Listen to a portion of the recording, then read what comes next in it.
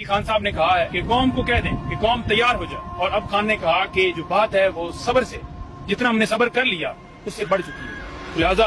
कौम को कहें तैयार हो जाएं, हम सड़कों पर निकलेंगे। और खान साहब ने कहा है कि असेंबलियां भी बंद होंगी और ये उस वक्त तक जारी रहेगा जब तक मुल्क के अंदर कानून की बालादस्ती नहीं हो जाती। इमरान खान साहब ने कहा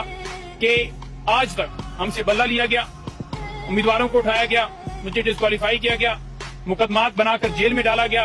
ये जो किया इन्होंने, ये सारी चीजें हम इसलिए बर्दाश्त करते रहे क्योंकि हम नहीं चाहते थे कि मुल्क के अंदर पहले ही जिस तरह का माहौल है, जिस तरह की चीजें चल रही हैं, तो उसके अंदर कोई इस तरह का जो है वो शो किया जाए। लेकिन खान ने कहा कि ये सारी हदें पार कर चुके हैं, तो लिहाजा खान साहब ने कहा है कि कौम को कह दें कि वो तैयार हो जाएं, और इंशाअल्लाह ताला खान ने कहा है कि मैं खुद कॉल दूंगा और फिर पूरा पाकिस्तान,